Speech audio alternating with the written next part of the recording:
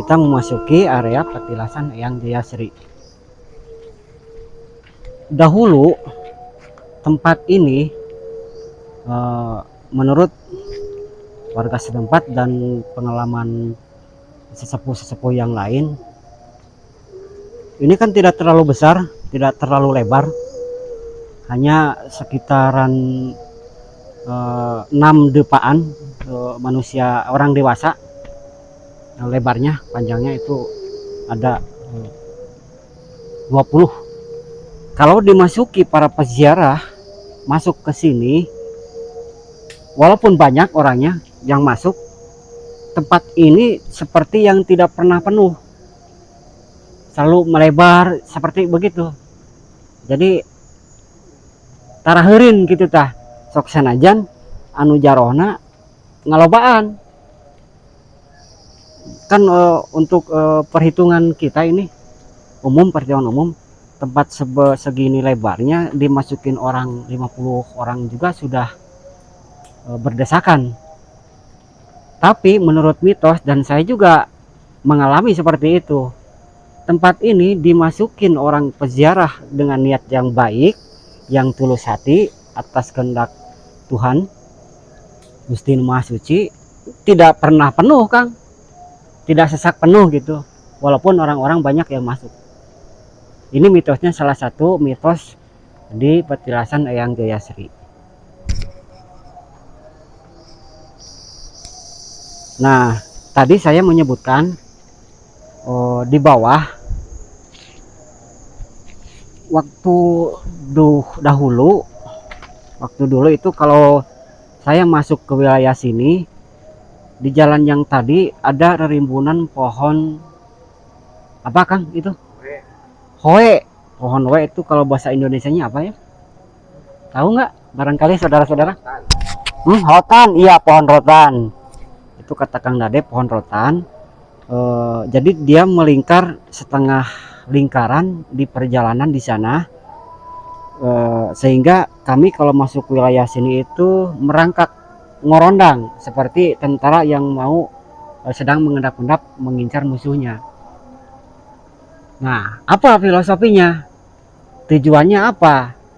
Karena menurut saya dan keyakinan masyarakat di sini, Eyang Jayasri itu beliau sebagai pemuka adat, pemuka agama, sesepuh yang sangat dihormati dan ilmunya mumpuni sehingga bermanfaat bagi warga sekitar, dan beliau sangat sekali disepuhkan oleh warga setempat pada zamannya sampai zaman sekarang, walaupun sekarang hanya petilasannya. Jadi lengkungan rotan itu membuat satu aturan oleh alam yang mungkin waktu dulu itu belum terbaca, sehingga kita sebelum masuk itu harus merangkak. Artinya kita harus sopan kepada leluhur, artinya kita harus santun kepada orang tua, artinya kita harus hormat kepada yang lebih dewasa. Itu arti dari sebuah ajaran yang tersembunyi di alam. Tapi sekarang sudah tidak ada, karena masyarakat sekarang banyak kebutuhannya. Bukan artinya mengganggu, merusak lingkungan, cuman kebutuhan masyarakat sekarang itu bermacam-macam. Juga mungkin juga untuk kenyamanan para peziarah, sehingga pohon rotan yang melengkung seperti itu sekarang sudah tidak ada. Bahkan enak untuk dipandang dan enak untuk dipakai jalan oleh peziarah-peziarah. Ayo Kang, lanjut Kang. Yes.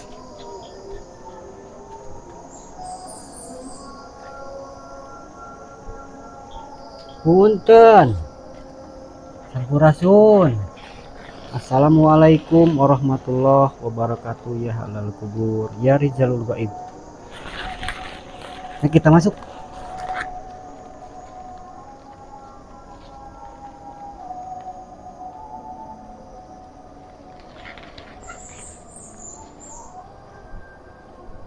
Nah, seperti inilah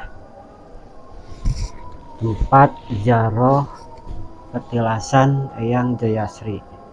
Di sini sering diadakan riadoh Aurod Wiridan. Banyak warga-warga setempat, para spiritualis, para budayawan, para seniman, para agamawan, dan masyarakat umum dan juga masyarakat setempat.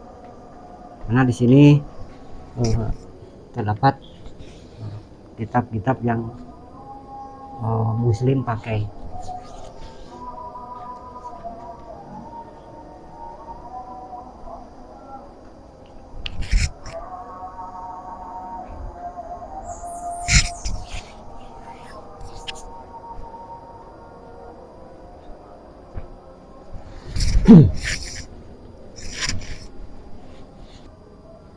Dan di sini terdapat batu nisan yang unik. Sebetulnya ini unik, dan menurut pemaparan warga setempat, Eyang Jayasri itu sebagai pemuka agama. Tapi ada juga yang mengatakan Eyang Jayasri itu sebagai pemimpin suatu negara, suatu bangsa, suatu kerajaan.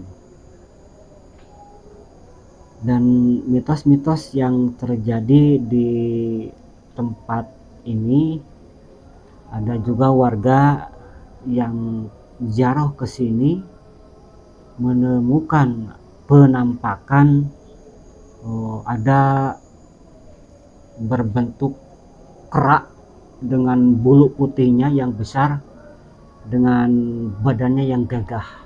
Ada penampakan seperti kerak putih dengan badannya yang kekar, gagah, sehingga warga yang ziarah sampai kaget melihatnya. Dan penampakan tersebut tidak sama dengan penampakan peziarah juga yang lain dengan waktu yang berbeda. Ada yang melewati mimpi, ada juga yang dengan melewati tata cara ritual mereka masing-masing. Dan salah satunya seperti itu, menemukan penampakan kerak putih yang berbadan kekar, hampir setinggi orang dewasa. Dan ada juga yang menemukan melalui mimpi bahwa beliau adalah seorang pemuka agama yang berwibawa dan terlihat bijaksana, sebagai laki-laki yang gagah, tetapi berkesan itu bager, memakai jubah putih. Ada yang seperti itu, dan ada juga yang lain-lainnya juga, karena folklore di sini banyak sekali. Dan tidak, mohon maaf bagi warga setempat di sini yang folklornya penemuan energi ziarahnya waktu berziarah, energi magisnya, mistiknya pasti berbeda-beda. Mohon maaf tidak bisa di up, karena saya ambil yang saya paham aja dengan apa yang saudara kita katakan. Dan ada juga penelitian dari sejarawan, mereka itu menelitinya bukan dari segi mistik, mitologi, ataupun kegaiban, apa Kang Jejang? Mistik dan kegaiban, ya, folklore. Mereka melihatnya dari penelitian artefak seperti ini. Ini adalah salah satu artefak yang ditinggalkan beliau, walaupun ini adalah bukan buatan beliau, cuman periodisasi. Ya, istilahnya masa yang mau meninggal membuat sendiri gitu nisannya, pasti ada pembuatnya. Untuk wilayah Gunung Boer ini sebetulnya pegunungan, cuman kami warga setempat sering menyebutnya ini adalah Gunung Boer. Untuk wilayah Gunung Boer, coba ada aplikasi untuk MDPL nggak, Kang?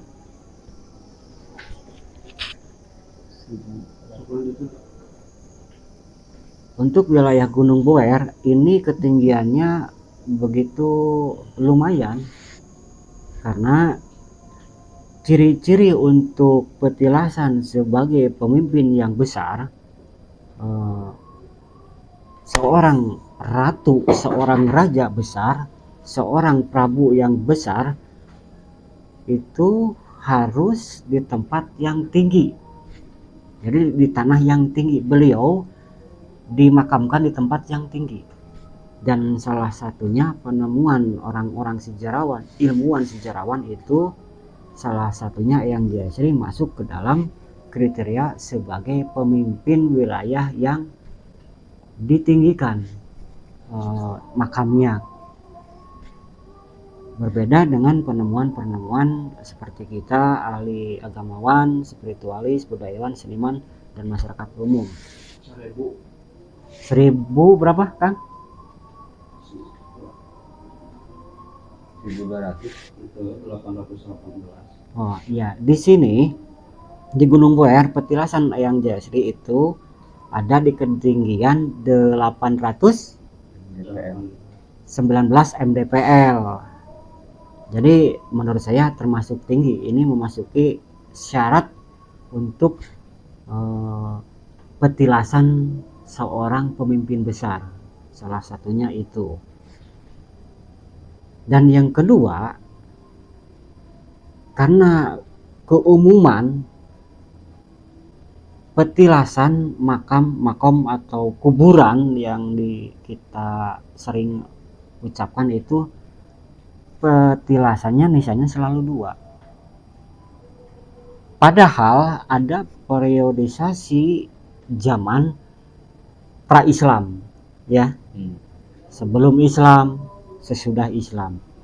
Dan menurut penelitian ini adalah salah satu ciri nisan sebelum adanya masuknya ajaran Islam. Kenapa seperti itu? Karena penelitian dan agamawan ada perbedaan walaupun tujuannya sama. Mohon maaf, jangan sampai penelitian ini menjadi memperkeruh suasana. Ayo kita bersama-sama ahayep-hayep leungeun ulah pagirang-girang tampian, karena penelitian adalah penelitian untuk edukasi keilmuan, dan kepercayaan adalah keyakinan diri sendiri, tidak boleh memaksakan kehendak.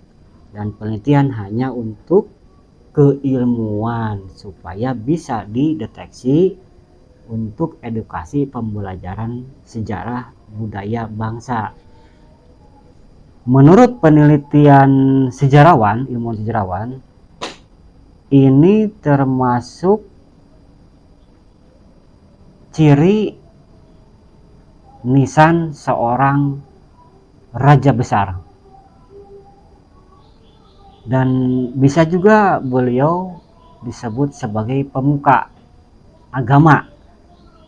Agama menurut bahasa leluhur itu ageman, ajaran. Bukan agama A, B, C, D ataupun itu. Agama itu ajaran. Artinya ajaran itu aturan. Aturan beragama, aturan bernegara, aturan adat, dan aturan ilmu-ilmu yang lain. Ageman itu aturan. Berbeda dengan bahasa sekarang, agama itu keyakinan, dan aturan memang harus diyakini dan dilaksanakan. Beliau seorang ratu besar pada zamannya. Karena mohon maaf untuk warga setempat, walaupun saya tidak membuka dan melihatnya, mungkin bagi warga tabu untuk membuka kain putih ini. Menurut saya tidak, karena ini kan ada bekas pergantian yang baru. Artinya Mereka saudara saya yang menjadi kuncen di sini bisa, kenapa saya enggak? Tapi saya menghormati aturan itu. Bisa diraba untuk menilai nisan itu ciri tahun atau peradaban zaman apa gitu. Untuk zaman Islam di sini tidak ada ciri. Nah, ini ada cerat di atas, paling atas, persegi. Kemuncak, muncul, pupunculu. Dan di sini ada cerat yang kedua. Yang kedua, dan ada yang ketiga di sini. Ini melambangkan ajaran leluhur dan bukan agama. Ini ajaran leluhur, Kang. Nah, mohon maaf sekali lagi, ini edukasi pembelajaran untuk budaya dan bangsa. Sejarahnya ada tertinggal di artefak-artefak, biasanya makam-makam yang dikeramatkan. Jadi ada 3 cerat, satu dari bawah lebih lebar, yang kedua lebih kecil, yang ketiga lebih kecil lagi. Jadi ada 3 undakan, 3 umpak. Ini melambangkan ajaran kehidupan nenek moyang kita. Dan walaupun saya raba-raba, saya bisa menebaknya. Di sini terdapat ukiran apa?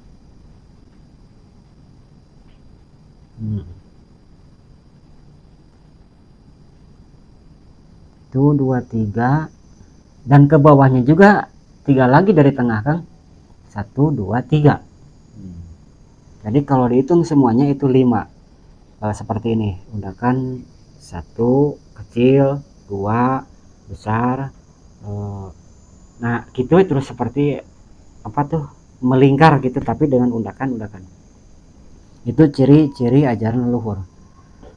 Ke atas 2, yang tengah 1, ke bawah juga 2, yang tengah 1. Nah, di tengah-tengah ada relief ukiran di sini. Yang saya lihat ini ada relief ukiran.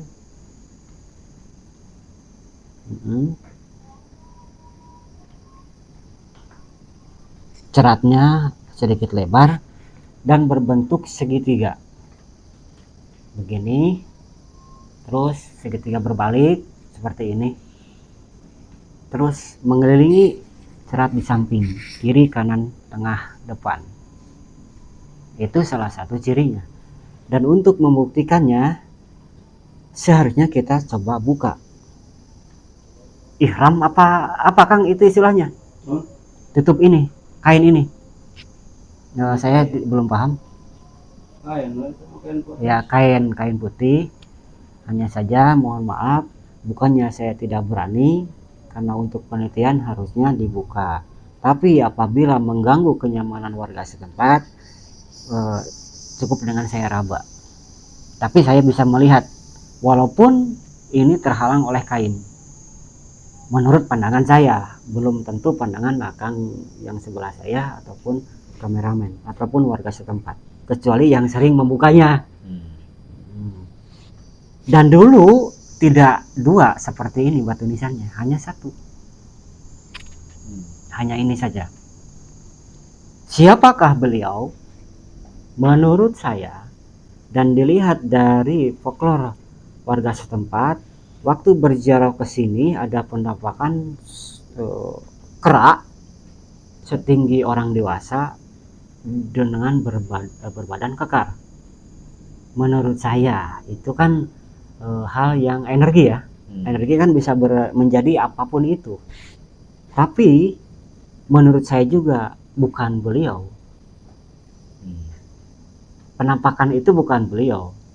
Kalau bahasa sekarang mah, kalau sekarang pakai bahasa kerajaan nih, mungkin adalah penjaganya, mungkin juga khodam dari luar. Tetapi seorang pemimpin pasti ada penunggu dan penjaganya. Yang paling dekat adalah seorang ratu, yaitu seorang Mahapati. Yang dekat dengan ratunya, rajanya itu adalah seorang Mahapati.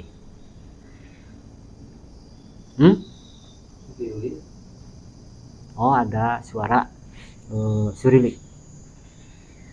Mohon maaf, saya ini telinganya sedang rada terganggu sedikit. Dan kalaupun itu untuk sesepuh yang membentuk energi yang membentuk perwujudan, mohon izin sampurasun sepuh. Hapunten milih kawagal. Beliau adalah seorang pemimpin yang tegas dan bijaksana, adil, bertanggung jawab. Siapakah beliau? Warga setempat menyebutnya ini Patilasan Eyang Jaya Sri, dan saya menyebutnya beliau adalah Sang Ratu Sima. Siapakah beliau Ratu Sima? Sang Ratu Sima adalah penegak hukum, pemuka agaman, juga pendiri suatu kebijakan, dan juga pemegang kekuasaan. Beliaulah Ratu Sima, pemimpin kerajaan besar yang sampai ke mancanegara, dan beliau dihormati di buana ini, di mancanegara, dengan aturan-aturan yang beliau gunakan. Beliau buat dengan para warga, para kedaulatan kerajaan, pendeta, begawan, dan para rasinya, membuat suatu aturan kebijakan untuk diterapkan di kerajaan tersebut, di kerajaan Ratu Sima. Dan kebijakan itu sampai terdengar ke mancanegara.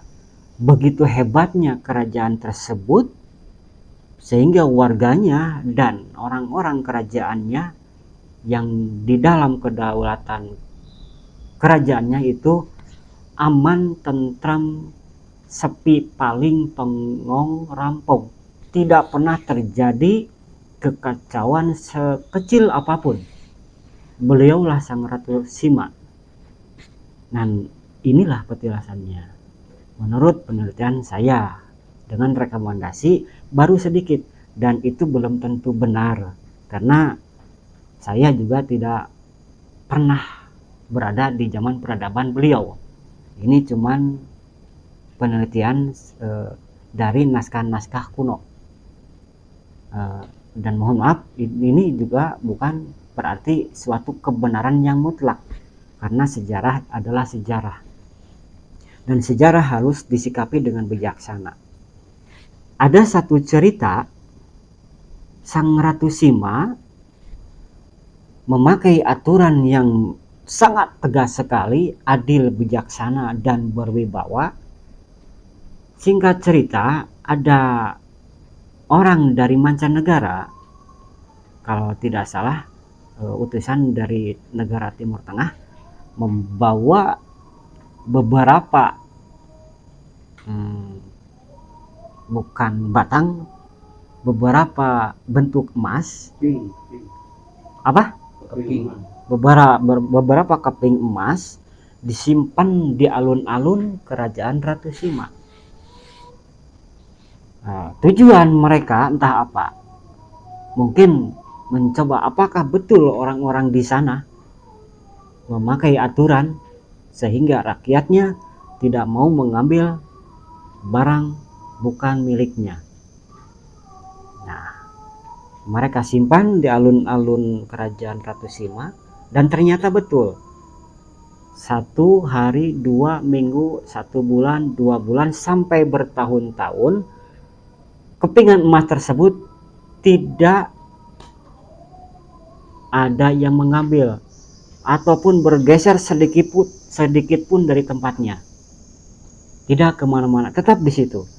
Dan Sang Ratu Sima mempunyai seorang anak yang dari waktu kecil sampai waktu besar, kepingan emas itu di situ sampai akhirnya menjadi pemuda dewasa. Suatu waktu, suatu hari, putra Ratu Sima bermain-main ke daerah alun-alun itu, alun-alun kerajaan Ratu Sima. Mohon maaf, saya lupa dengan kerajaannya. Kerajaan apa, Kang Jejang? kerajaan Kalingga, atau ada orang yang menyebutnya kerajaan Keling, tapi ini menurut versi saya. Nah, dengan tidak sengaja kepingan emas itu tersandung oleh putra mahkota. Ya, akhirnya berserakan kepingan emas itu karena bertahun-tahun petinya itu terkikis air atau pelapukan, sehingga ketika tersandung rebah dan terlihat semuanya itu yang berada di dalam peti tersebut ternyata banyak terdapat kepingan emas. Akhirnya warga setempat menyalahkan seorang putra mahkota, dan putra mahkota Ratu Sima diadili oleh kerajaan, dan sang Ratu Sima memberikan satu hukuman bahwa kaki mana yang menyandung peti tersebut sehingga mengakibatkan lempengan kepingan emas itu terlihat dan harus dipotong. Nah, sedangkan kejadian tersebut tidak disengaja, tetapi aturan adalah aturan, sehingga kakinya harus dipotong sebelah. Di situ berembuklah para pendeta, para pemuka agama, para begawan, para resi, para rama, berembuk. Naik banding kalau sekarang. Karena tidak disengaja, mohon naik banding ke Ratu Sima dan dikabulkan. Jangan sampai dipotong kakinya sebelah. Ya, dipotongnya hanya sedikit, kalau bahasa saya itu memuncangan, engkel mungkin ya. Jadi potongnya hanya dari sebatas engkel ke bawah. Ada kebijakan. Karena apa? Karena tidak disengaja. Putra mahkota tidak sengaja tersandung peti yang berisikan emas, sehingga emas, kepingan-kepingan emas di dalam peti itu berserakan. Tetapi menurut aturan Ratu Sima waktu pada zaman di kerajaan tersebut itu sudah melanggar hukum. Hukum adalah hukum, anak adalah anak. Apapun itu, hukum harus ditegakkan. Artinya tidak ada yang kebal hukum. Dan informasi tersebut menyebar ke kerajaan-kerajaan di mancanegara dan diadopsi oleh mereka dari kerajaan-kerajaan mancanegara yang berhubungan diplomatik dengan kerajaan Kalingga. Salah satunya di negara Timur Tengah terdapat hukuman kisos. Ya, dan itu awalnya dari beliau, dari Nusantara. Hukum potong tangan bila mencuri diterapkan di Timur Tengah, dan asal hukuman itu adalah berasal dari kebijakan beliau. Nah, begitulah yang salah satu cerita-cerita yang saya terima, saya dapatkan. Mohon maaf apabila ada kesalahan dari cara saya mengungkapkan bahasa saya dengan ketidaksopanan saya dan rekan-rekan saya, barangkali menyinggung bagi warga spiritualis setempat ataupun agamawan setempat ataupun paranormal setempat. Ini adalah edukasi sejarah. Artinya yang saya maksud adalah mari kita bersama-sama menjunjung tinggi nilai persaudaraan, dan di dalam persaudaraan itu ada aturan, ada kebijakan yang harus ditegakkan, dan kita harus tegas menggunakannya. Karena kalau memang kita menyukai, menghormati, mengagumi leluhur kita. Salah satunya adalah beliau, Sang Ratu Sima. Kebijakannya begitu luar biasa, bahkan dipakai oleh kerajaan-kerajaan mancanegara, salah satunya di wilayah Timur Tengah, yaitu hukum kisos, pancung, cambuk, dan sebagainya, berasal dari kerajaan Kalingga yang dipimpin oleh Sang Ratu Sima. Pun tabepun amit ampun nun paralun, bilih aya kalepatan kaluluputan. Tungkul tempat kaluluputan, tanggah tempat kalepatan diri abdi. Sampurasun, rahayu rahayu rahayu. Cag